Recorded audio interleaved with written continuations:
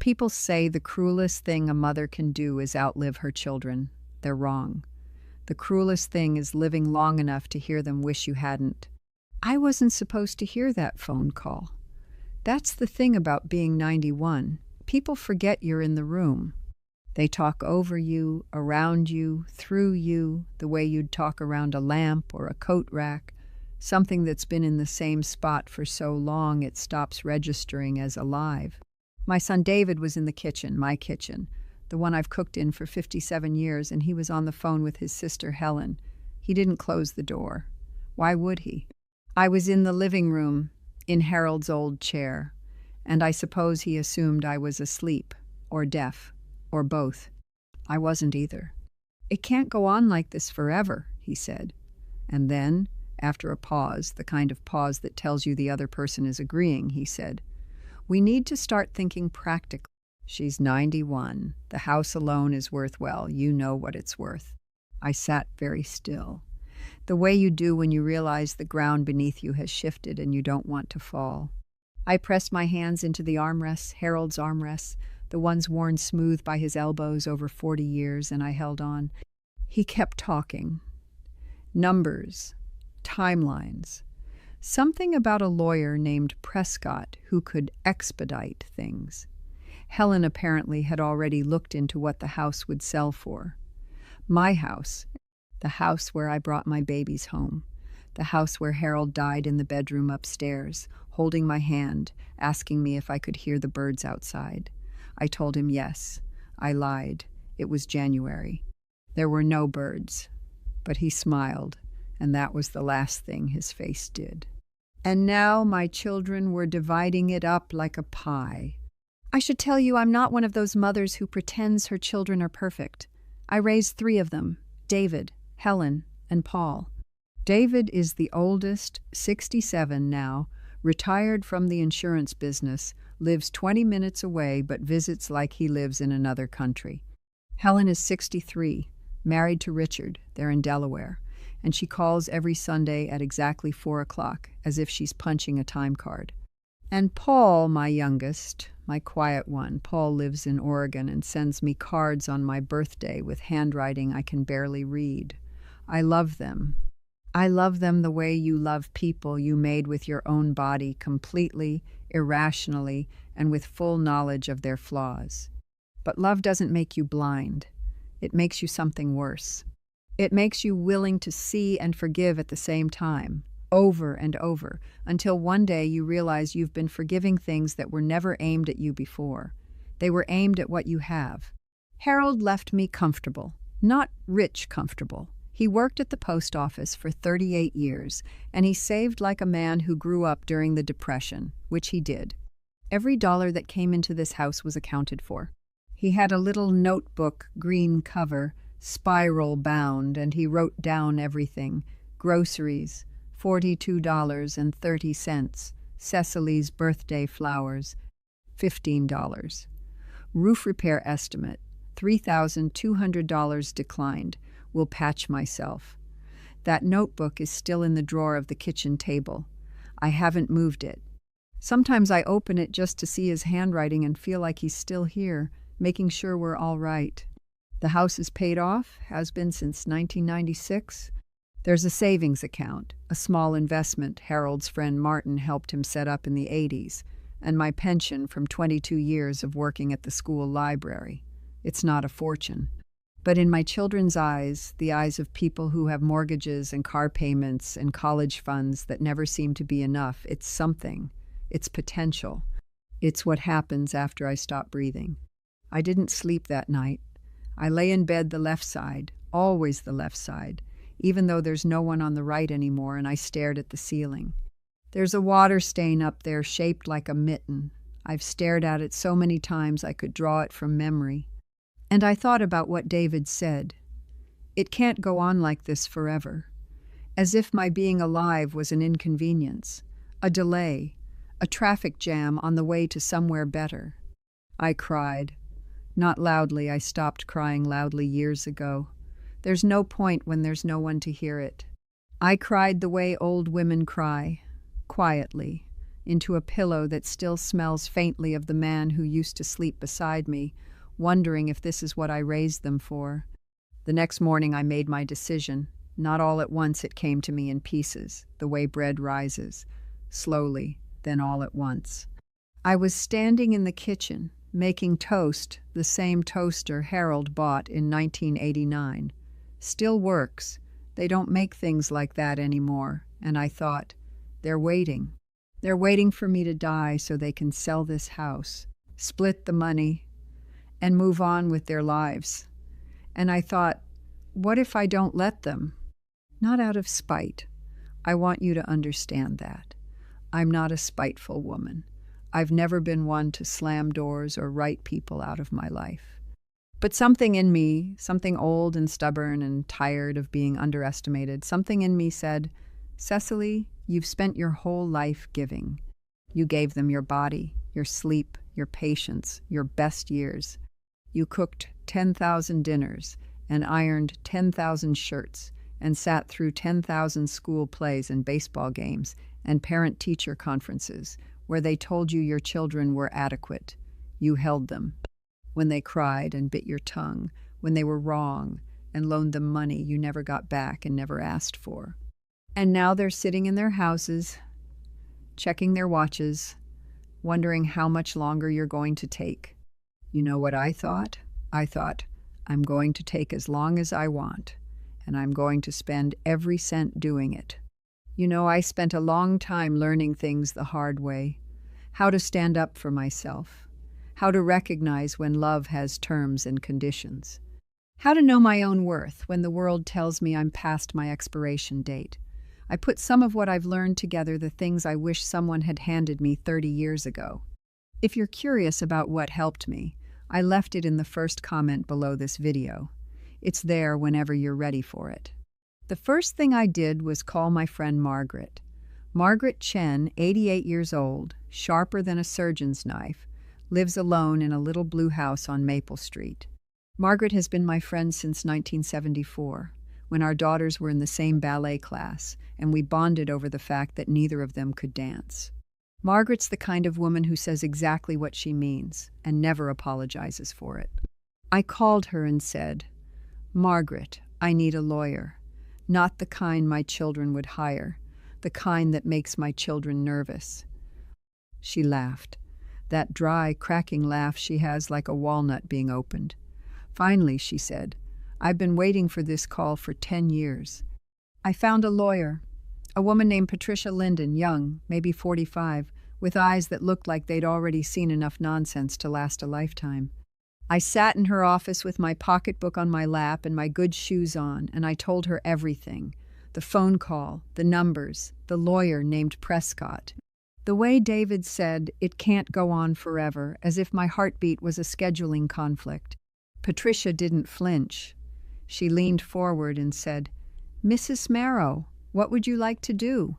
And I said, I'd like to live, really live. For the first time since Harold died, I'd like to spend my money on my life instead of saving it for people who are waiting for me to leave it. She smiled.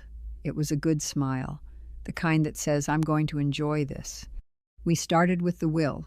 The old one, the one Harold and I had drawn up in 2003, left everything split evenly among the 3 children, the house, the savings, the investments. Clean and fair. Exactly what you'd expect from a man who wrote down the price of birthday flowers. I didn't tear it up. That would be dramatic, and I'm not a dramatic woman. I revised it, carefully, thoughtfully, with the kind of precision Harold would have respected. First, I set up a trust for my granddaughter Sophie, Helen's daughter. 23 years old, just finished college, working 2 jobs, drowning in student loans nobody warned her about. Sophie calls me every Wednesday, not because she has to, but because she wants to. She asks me how I'm feeling. She sends me photographs of her apartment, which is tiny but clean, and she once drove 4 hours to bring me soup when I had the flu. Sophie is the only one who has never, not once, asked me what happens to the house. So, the house goes to Sophie, not to be sold, to be lived in. I watched Patricia write it down and I felt something I hadn't felt in years. Power. Not the ugly kind, the quiet kind. The kind that comes from knowing you still have choices and you're finally making them for yourself. Then I took a trip, my first trip alone since Harold died. Do you know how long that is? 6 years. 6 years since I've gone further than the grocery store and the doctor's office and the church on Sundays. 6 years of shrinking, of becoming smaller and smaller inside a house that got bigger and bigger the emptier it became. I went to Maine. I know Maine, not Paris or Rome or any of the places Harold and I always talked about visiting and never did.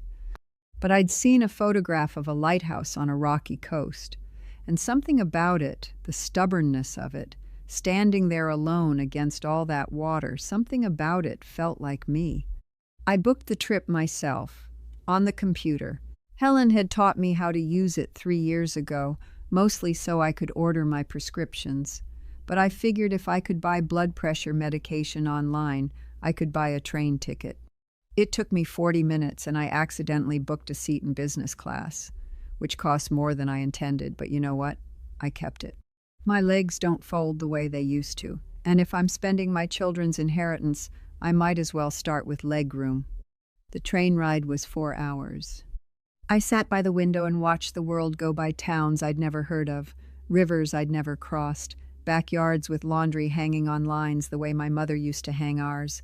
I ate a sandwich I'd packed myself turkey and mustard on rye, the way Harold liked it, the way I still make it even though he's not here to eat it. Habit is the last thing that dies in a marriage. Not love, habit. If what I'm saying is landing somewhere close to your heart, check the pinned comment below. I left something there that I think you might need. Maine was cold. It was October, and the wind came off the ocean like it had something to prove. I stood on the rocks near the lighthouse, not too close to the edge. I'm old, not reckless, and I breathed, really breathed. The kind of breathing you forget how to do when your days are all the same shape. The air tasted like salt and pine and something ancient, and I stood there with my coat buttoned up to my chin and my hair, what's left of it, flying around my face. And I thought, Harold, I should have done this sooner. I should have done this while you were here. We should have stood on these rocks together and felt small together and held hands and said nothing because nothing needed to be said. But I didn't do it sooner. That's the truth of being 91. You carry a suitcase full of should-haves and it gets heavier every year.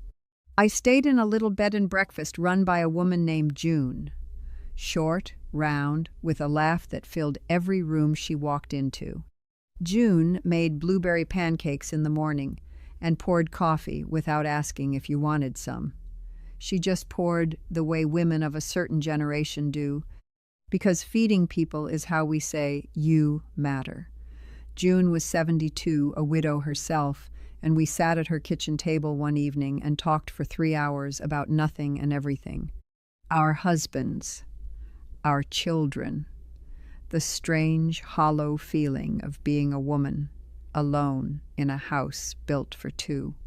The worst part, June said, stirring her tea with a spoon that had a chip in the handle, is that everyone thinks you should be used to it by now. I nearly dropped my cup. Because that's it, isn't it? That's the sentence. Everyone thinks that after a year, 2 years, 6 years, the missing should fade, like a bruise. Like it's just color under the skin that will eventually go back to normal. But it doesn't.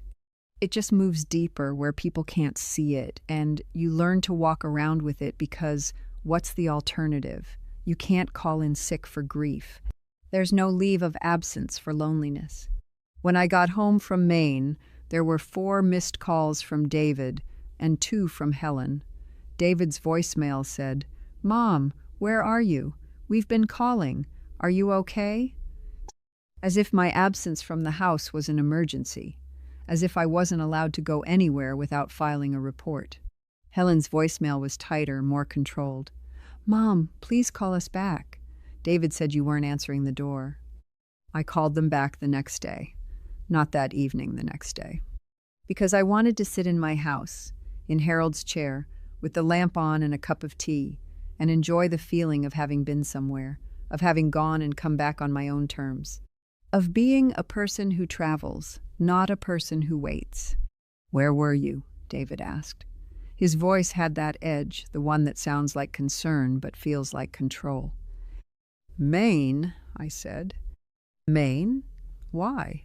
"Because I wanted to see a lighthouse." Silence. The kind of silence that happens when your child realizes you're still a person with desires they didn't authorize. "Mom," he said, "we need to talk about being practical." "I am being practical," I said. "I'm practically 92, and I've never seen the coast of Maine.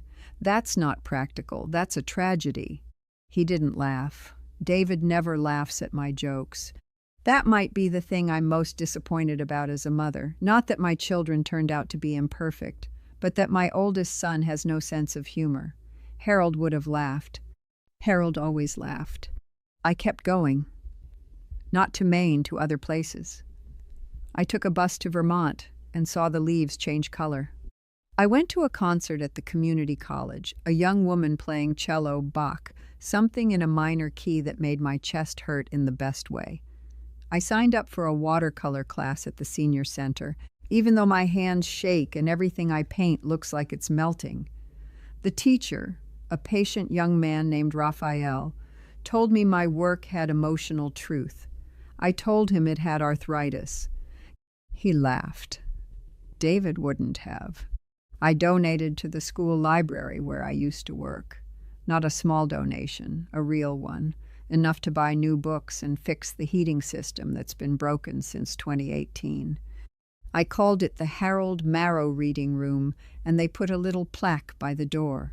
I went to see it and stood there for 10 minutes, tracing his name with my finger, and I thought, this is where our money should go. Not into David's second car or Helen's kitchen renovation.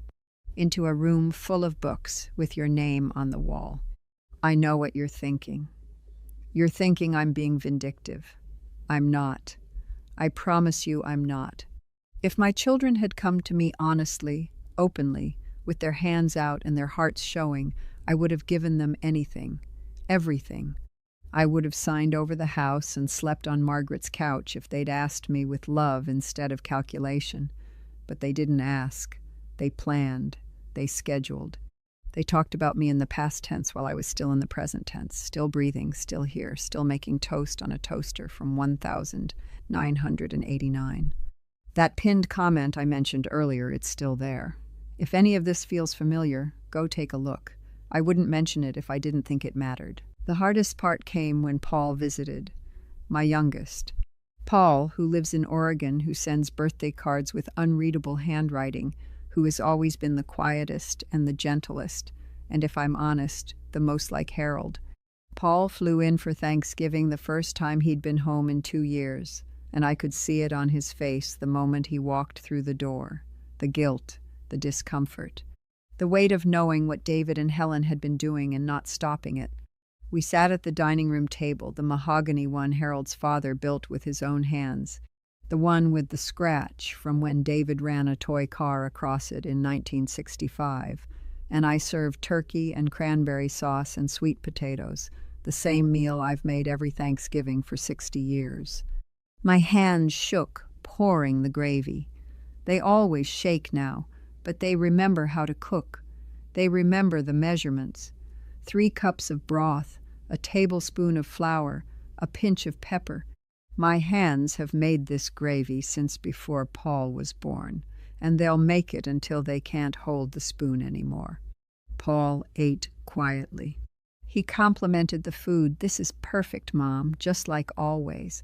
And I could hear his voice breaking on the word always, because we both knew there wouldn't be an always. There would be a last time. Maybe this was it. Maybe next year. Maybe 5 years from now. But there would be a Thanksgiving without my gravy, a Christmas without my pie, and a house without me in it. And for a moment, sitting there watching my youngest son try not to cry into his sweet potatoes, I almost changed my mind about all of it. Almost. After dinner, Paul helped me wash the dishes. The way Harold used to I wash, he dries. We stood side by side at the sink, and the window above it showed our reflections against the dark yard outside. My face, lined and soft and tired. His face, so much like his father's, it still catches me off guard sometimes. The same jaw, the same way of holding his mouth when he's thinking. "Mom," he said, not looking at me, "I know about the lawyer." I didn't stop washing. I rinsed a plate, handed it to him, and waited. "David told me. He's upset." "I know," I said. "He thinks you're trying to punish us." I put the sponge down and turned to face him. My son, my baby. 58 years old and still my baby. I put my wet hands on his cheeks the way I used to when he was small and scared of thunderstorms, and I said, "Paul, I'm not punishing anyone. I'm living. There's a difference." He closed his eyes. A tear ran down his face and over my fingers. "I'm sorry, Mom," he whispered. "I'm sorry we made you feel like you had to choose between us and yourself." That's when I cried. Not quietly this time, not into a pillow. I cried the way I haven't cried since Harold's funeral, ugly, open, with my whole body, standing in my kitchen with my youngest son's face in my hands and 60 years of dishes behind me and 60 years of love that somehow, somewhere, got tangled up with money and real estate and the cold arithmetic of inheritance. There are things I wish I'd known sooner, things about standing your ground without losing the people you love. I put something in the first comment that I think might help, especially if you're carrying what I carried. Take a look when you're ready. We stood there for a long time. The kitchen clock ticked. The faucet dripped. It's been dripping since 2019. Harold would have fixed it. I just let it drip because the sound keeps me company. Paul held me the way his father used to, one arm around my shoulders, the other hand on the back of my head, and for a moment I forgot that he was the child and I was the mother. For a moment we were just two people who loved each other, standing in a kitchen trying to figure out how to say it. The next morning Paul left early. His flight back to Oregon was at noon. He hugged me at the door longer than usual and said, "I'll call more, I promise." He has. Every Wednesday, like Sophie. Sometimes on Sundays, too. He doesn't ask about the house or the money or the will. He asks about my watercolor class. He asks if Margaret is still beating me at cards. He asks what I'm reading. Last week he asked me to tell him about the day he was born, and I told him the whole thing, every detail I could remember.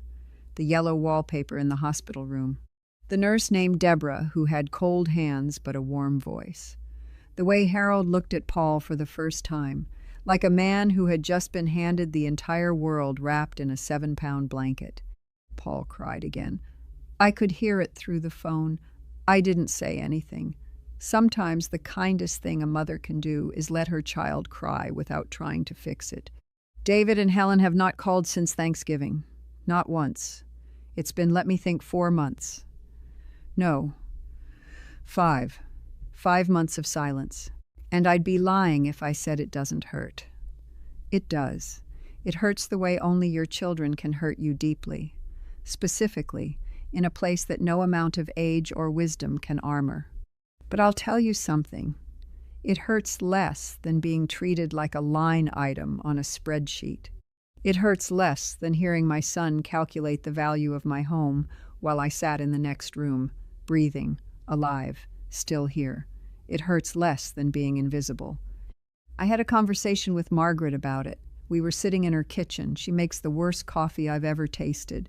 And I've been drinking it for 50 years, because friendship is about tolerance. And I told her I wasn't sure if I'd done the right thing. "Cecily," she said, putting down her cup with that decisive click she does, "you spent your entire life making sure everyone else was comfortable. You cooked, you cleaned, you worked, you raised 3 children, you nursed Harold through 2 surgeries and a stroke, you held that family together with your bare hands for 60 years. And now you decided to spend some of your own money on yourself, and you're asking me if you did the right thing?" She shook her head. "The question isn't whether you did the right thing. The question is why it took you until 91 to do it." She's right. Margaret's always right. It's extremely irritating. I want to tell you about the piano. This is important. When I was a girl, 7, maybe 8, my mother had a piano. An upright, dark wood, slightly out of tune. She played it every evening after dinner while my father read the newspaper and I sat on the floor doing my homework. She played Chopin. She played hymns. She played a song I've never been able to identify, something slow and sad and beautiful, something that made the whole house feel like it was breathing. When I was 10, she sold the piano. My father had lost his job, and the piano was the most valuable thing we owned. I remember the men coming to take it, 2 big men in overalls grunting as they lifted it through the doorway. My mother stood in the hall and watched. She didn't cry. Her face was completely still. That night I heard her in the kitchen, washing dishes, and I knew the way children know things they can't explain, that something had been taken from her that she would never get back. I told myself when I was 10 years old that I would buy her a new piano someday. I never did. She died when I was 34. Ovarian cancer. Quick, merciless, the way the worst things are. I was pregnant with Helen at the time, and I remember standing at my mother's grave with my hand on my belly thinking, I'm becoming a mother while losing mine. The cruelty of that timing still takes my breath away. Last month, I bought a piano. Not for my mother, it's too late for that, and the dead don't need music. I bought it for myself. A beautiful, upright, dark wood, slightly out of tune, just like hers. It sits in the living room where Harold's second chair used to be, the one nobody sat in. I can't play. My fingers are too stiff and my eyes are too weak to read the sheet music. But I sit in front of it sometimes, in the evening, and I press one key at a time and the sound fills the room and I think of my mother. That's what I did with my children's inheritance. I bought a piano I can't play, and a train ticket to Maine, and a plaque for a reading room, and a trust fund for a granddaughter who calls me because she wants to, not because she's counting the days. I don't owe anyone an explanation for that. But I'm giving you one anyway, because I want you to hear it from me, not from David, who would tell you I've lost my mind, or from Helen, who would tell you I'm being manipulated, or from a lawyer named Prescott, who has never once set foot in my kitchen, or smelled Harold's coffee, or heard the sound my mother's piano used to make on winter evenings. I spent my life earning that money. Not Harold. Harold saved it, and I'm grateful. But I earned it too. I earned it with my body, with the meals I cooked and the floors I scrubbed and the children I carried and delivered and fed and raised and worried about every single day for 67 years. That invisible labor, the kind the world doesn't pay you for, doesn't even acknowledge, that was my work. And the money we saved was built on the foundation of my unpaid, unrecognized, unending work. So, yes, I'm spending it on lighthouses and pianos and books for children I'll never meet, on watercolor classes where everything I paint looks like a beautiful disaster, on blueberry pancakes in Maine and terrible coffee in Margaret's kitchen, and a life, my life, that is still happening, still unfolding, still mine. I mentioned it before, and I'll mention it one last time. There's something in that pinned comment that I think might change the way you see things. It did for me. David will come around, or he won't. Helen will call, or she won't. I can't control that. I spent 60 years trying to control how my children felt, and all it got me was a bad back and a broken heart. But Paul calls, and Sophie calls, and Margaret is still alive, still making terrible coffee, still telling me the truth when I don't want to hear it. And the piano sits in my living room, slightly out of tune, waiting for me to press another key. I'm 91 years old. I've buried a husband, survived a century that tried to break women like me, and raised 3 children who turned into complicated, imperfect, fully human adults. I've made mistakes I can't undo, and choices I wouldn't change. I've been invisible and visible and invisible again. But I am not an inheritance. I am not a house to be sold or a savings account to be divided. I am not a problem to be solved or a delay to be endured. I am Cecily Marrow. I am 91 years old, and I am not done yet. Not even close. Harold, if you can hear me, I finally saw a lighthouse. It was beautiful. Cold, but beautiful. Just like everything worth seeing in this life. I stood on the rocks, and I thought of you, and the wind tried to push me back, and I didn't move. I didn't move.